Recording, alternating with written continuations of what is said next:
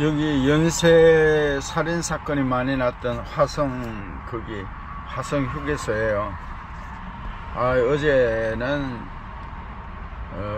군산 그쪽으로는 잘 안 가는데 군산까지 갔다가 그냥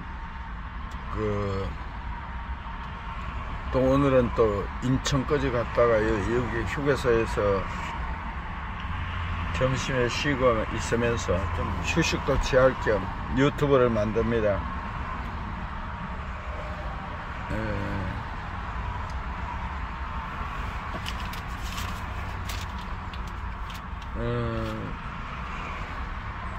돈을 벌기 전에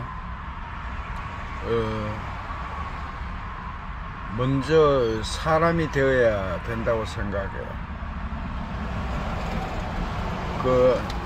이제 60이 넘고 이런 분들은 이상열이라는 가수를 알 거예요. 이분이 이제 남진 나오나 이런 분들이 시작하기 전에 그때 아파트 서울에 250 할 때 초대받으면 500만원, 출연하면 500만원이에요. 아파트 2채.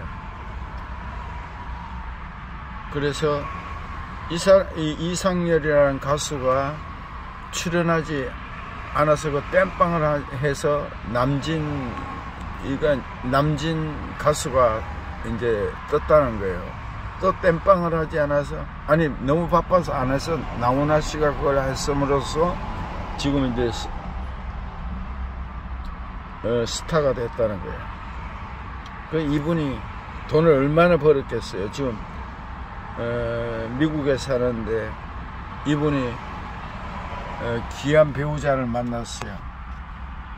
예수 믿는 여자를 만나서 그걸 다 탕진하고 이제 미국에 가가지고 빠찡고 하는 데가 옆에 가고 도와주고 이렇게 살았고요. 그래서 이분이 하는 말이 사람이 철든 후에 돈을 벌어야 된다는 거예요. 그 돈을 다 탕감하고 미국에 이민을 가가지고 미국 가가지고 그렇게 살다가 예수 잘 믿는 배우자를 만나서 지금은 장로가 되어 있다는 거예요.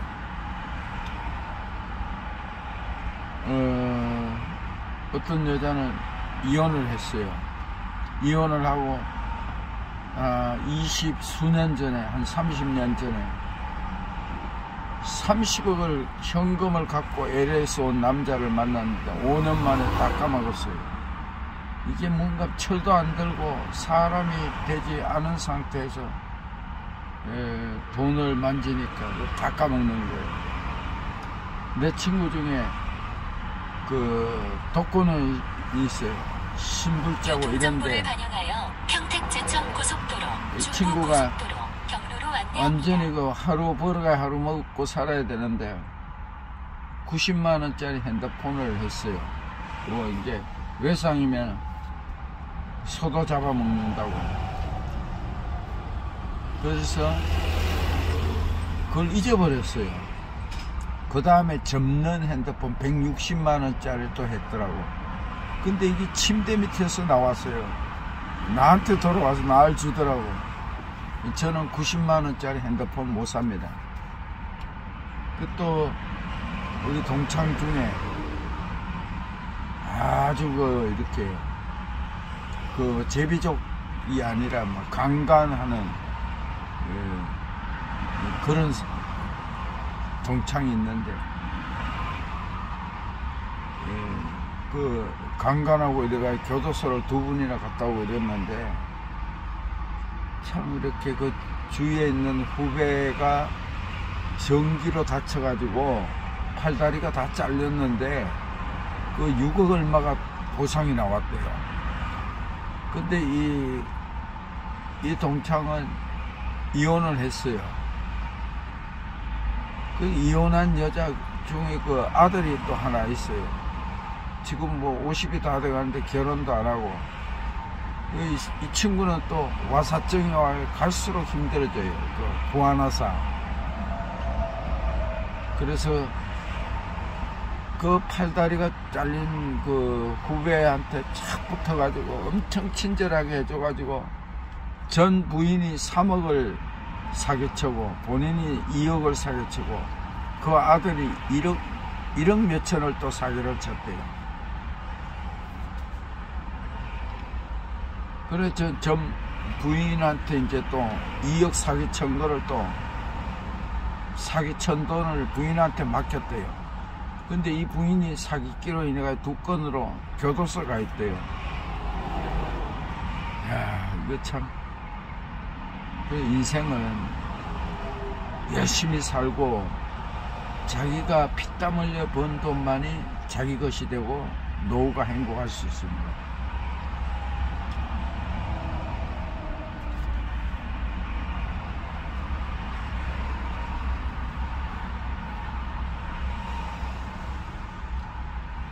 마르다가 예수께 여짜오되 주께서 여기 계셨더라면 내 오라버니가 죽지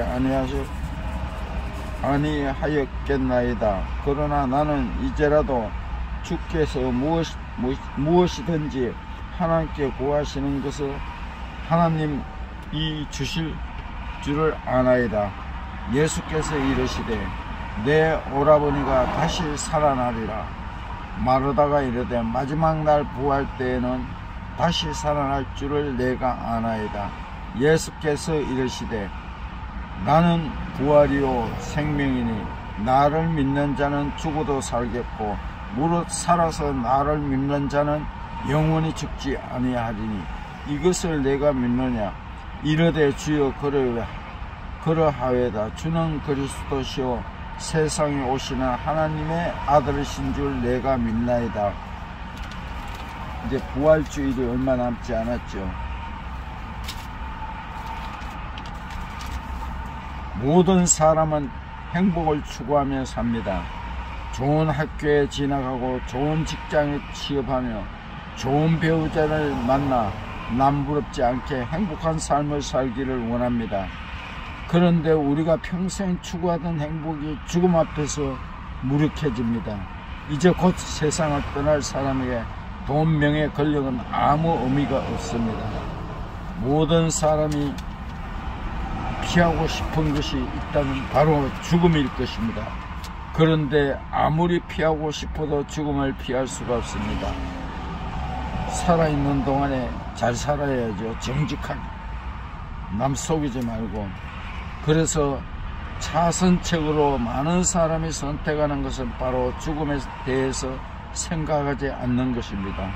죽음을 먼 훗날 이야기, 다른 사람의 이야기로 지부하며 바쁘게 살아갑니다. 그런데 죽음에 대해 생각하지 않는 것은 사탄이 원하는 쾌락입니다.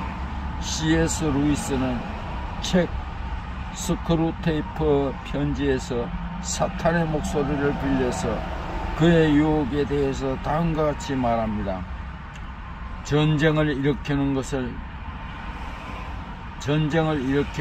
잘했지만 혹시 전쟁으로 인해 사람들이 죽음에 대해 진지하게 생각하게 되면 그거야말로 우리에겐 사탄에게 큰 재앙이다. 예수님께서 죽은 나사로를 다시 살리신 사건은 요한복음에서만 기록됐습니다. 요한복음의 전체 구조는 나사로 사건을 중심으로 역교차 구조를 이루고 있습니다. 사도 요한은 그의 복음서를 기록하며 나사로 사건을 중심으로 전체 내러티브를 구성했습니다. 그렇다면 나사로 사건이 가진 신학적 중요성은 무엇일까요? 나는 부활이요 생명이니 나를 믿는 자는 죽어도 살겠고 무릇 살아서 나를 믿는 자는 영원히 죽지 아니하리라.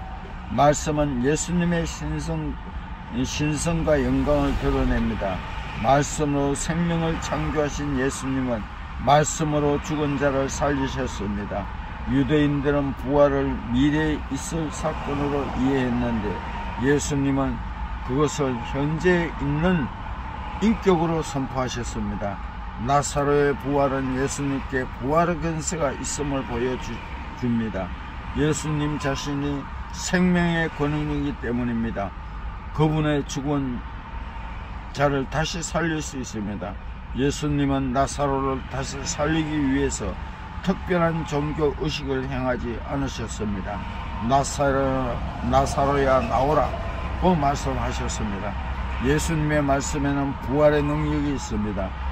태초의 말씀으로 생명을 창조하신 예수님은 죽은 자를 살리실 권세를 가지고 계십니다. 또한 나사로의 부활은 마지막 심판의 날에 있을 모든 사람의 부활을 예표합니다. 무덤 속에 있는 자가 다 그 음성을 들을 때 오나니 선한 일을 행한 자는 생명의 부활이요 악한 일을 행한 자는 심판의 부활이 오리라. 주님은 선포하셨습니다. 모든 사람은 마지막 날에 부활할 것입니다.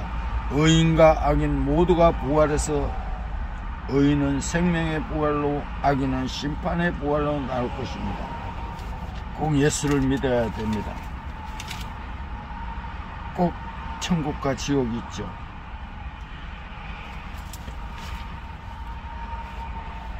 주의 크신 돈받아 이때까지 왔으니 이와 같이 천국에도 이르기를 바라네. 하나님의 품을 떠나 죄에 빠진 우리를 예수 구원하시려고 보혈을 여주셨네. 전능하신 하나님, 생명을 창조하신 그 말씀의 능력으로 우리에게 영생과 부활을 허락하실 줄 믿습니다. 예수님의 이름으로 기도드립니다. 아멘.